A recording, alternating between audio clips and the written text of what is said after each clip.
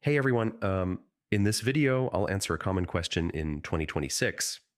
Is Tella actually better than Loom? Yeah, both are powerful screen recording tools, but they serve different purposes. So the better choice really depends on how you plan to use them because honestly, they're built for completely different workflows. So first, let's talk about Loom. Uh, Loom is designed for speed and communication. You can record your screen, camera, or both, and instantly generate a shareable link.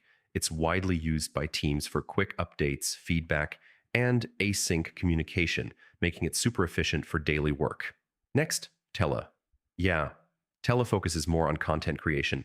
It combines recording with advanced editing features like clip-based recording, AI editing, transitions, and custom layouts, which help you create polished, professional videos without extra software. After that, editing and quality. This is where Tella really stands out.